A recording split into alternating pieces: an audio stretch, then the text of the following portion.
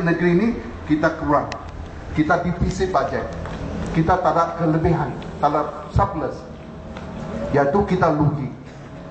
Bukan satu tahun, tiap-tiap tahun kita menghadapi kerugian. Mengapa kita boleh menghadapi kerugian? Jika dikatakan pembangunan pesat, pelabur asing datang, kita pendapatan kita mesti tambah. Mengapa kita masih tiap-tiap tahun kita menghadapi kerugian? Kita tengok contoh seperti di Penang. Sebelum ini, sebelum Pakatan memerintahkan kerajaan negeri Pulau Pinang, sama juga tiap-tiap tahun mereka rugi. Sejak diambil alih oleh Pakatan, tahun pertama sudah untung. Tengok Kedah, tengok Selangor, tengok Kelantan. Apakah perbezaannya? Kerana rasuah, kerana katakan rasuah, menyalahguna kuasa, kerana kepentingan diberi kepada koloni, projek-projek Gajah Putih, maya projek yang tidak perlu mereka jalankan. Projek ini bukan kepentingan kepada rakyat, bukan kebaikan bagi rakyat, tetapi kerana mereka pribadi sendiri saja. Ini akibatkan maya wang yang dibocor, ketirisan wang ini. Negara Malaysia setahun 28 bilion. Berapa Melaka? Melaka yang wang bocor ni datang dari Melaka. Dato' Ali mesti katakan, mana-mana negeri kalau kita perlu belanja, kita mesti belanja. Tak kira ini akan membawakan kesan yang mungkin kesan negatif kepada kedudukan kewangan negeri. Tetapi kita perlu belanja kerana ini untuk kebaikan rakyat, sebab rakyat didahulukan. Betulkah apa yang dinyatakan oleh Dato' Ali? Saya ada bawa satu laporan ketua audit, dan saya sedia kalau saudara-saudari ingin nak buat salinan atau follow statement ni, tiap-tiap ahli parlimen, tiap-tiap ahli Dewan Undangan Negeri, mereka mempunyai hak untuk ada satu laporan ketua audit setiap-tiap tahun. Apa perbandingan di antara Pulau Pinang dan Melaka? Pulau Pinang, saudara-saudari sedia maklum, sudah dipuji berkali-kali oleh ketua audit kerana urusan kewangan negeri memang amat dari taraf dan standard yang memang sudah dipuji beberapa kali oleh ketua audit. Ketua audit ini bukan dari Pakatan. Ini ketua audit negara, ini Barisan Nasional. Kalau mereka dapat dipuji, saya nak puji lah berkali-kali kepada negeri Melaka. Tetapi dalam laporan ini dikatakan, saya ingin bacakan apa yang dikatakan oleh ketua audit. Penauditan terhadap aktiviti kerajaan negeri adalah untuk menilai sama ada aktiviti dan program yang dirancangkan telah dilaksanakan dengan berkesan mengikut tempo yang ditetapkan.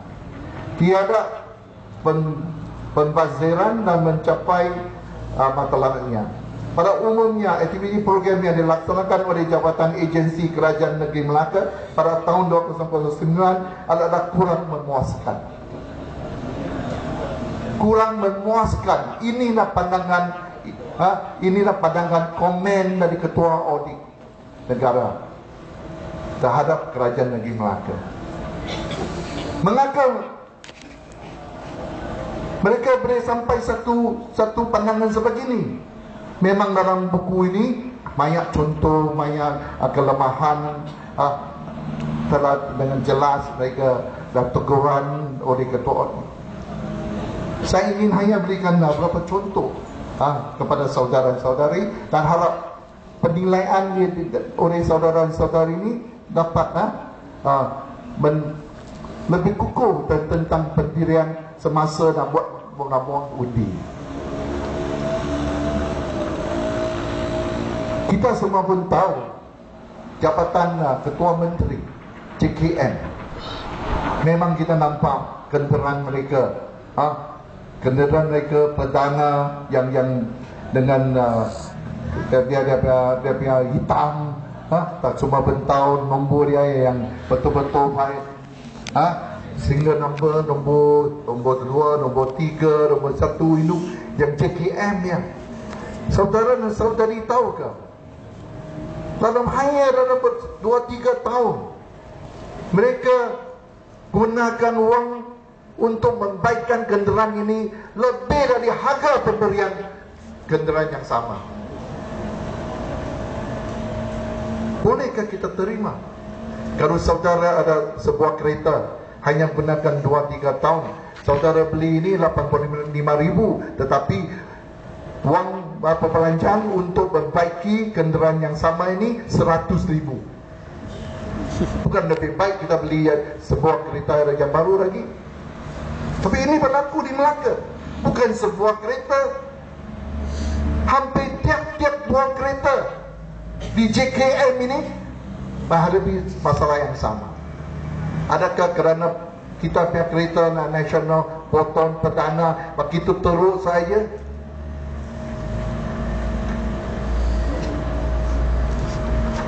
Saya berikan 2-3 contoh supaya untuk meyakinkan saudara.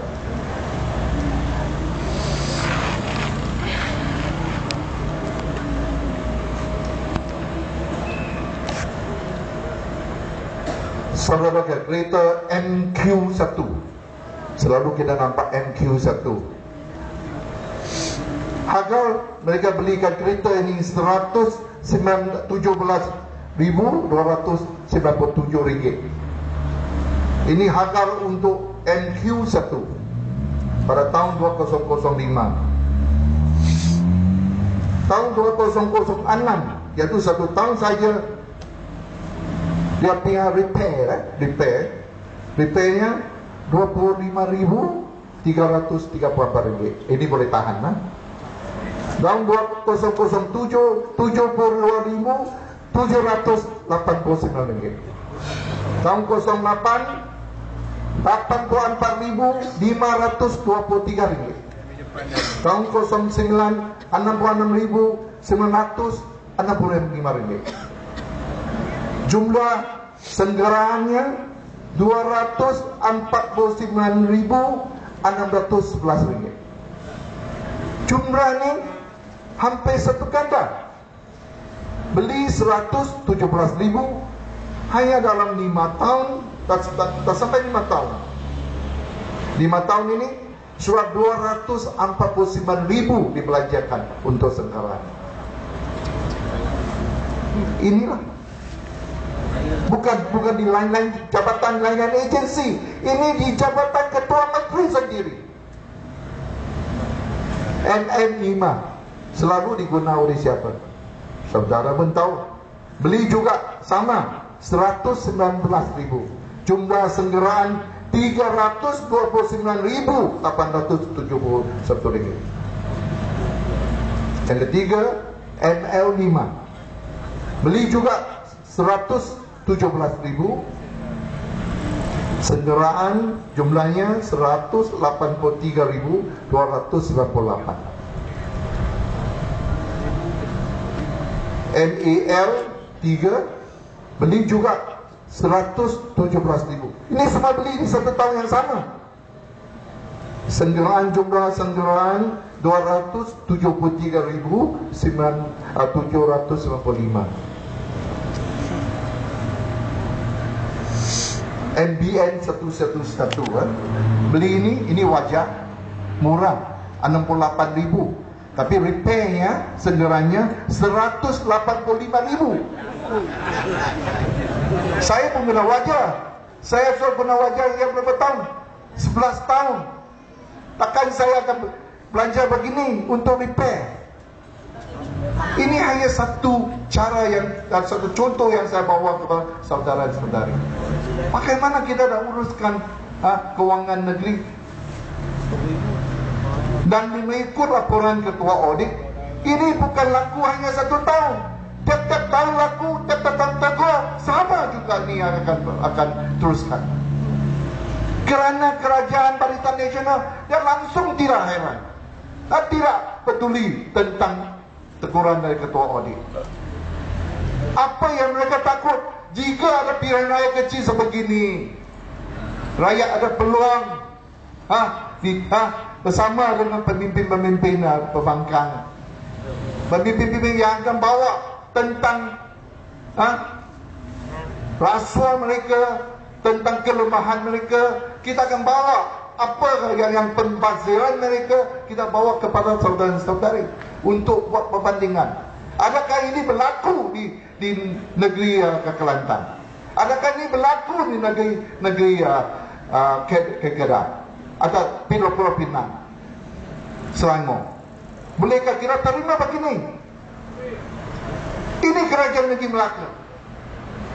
Saya ada simak tiap-tiap tahun laporan audit, tiap-tiap tahun nampak cara dia. Mereka belikan belanja beratus ribu untuk alat-alat yang macam GPS lah, satellite control, tetapi tidak boleh dipakai kerana tidak bayar sewa. Biarkan alat itu diletak di kereta saja. Gunakan kad untuk isi minyak. Dalam berapa saat 2-3 kereta boleh gunakan satu kad yang sama. Apakah cara yang mereka menguruskan tentang kewangan rakyat ini? Inilah saya ingin beritahu kepada saudara dan saudari, mengapa yang amat berhormat Ketua Menteri benarkan ini terus berterusan, benarkan perbuatan ini setiap tahun diikut dan tidak ada sebarang tindakan diambil terhadap orang-orang yang berkenan.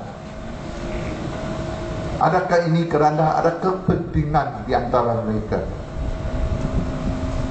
Mereka, Datuk Ali perlukan pegawai-pegawai ini, Datuk Ali perlukan ini untuk memancing undi, untuk dapat berhubungan mereka supaya dapat mengukuhkan kedudukan beliau di dalam UMNO atau di dalam barisan.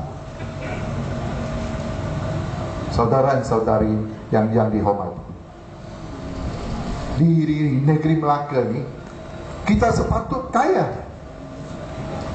Kita sepatut kaya jika kita tolakkan semua projek-projek Gajah Putih.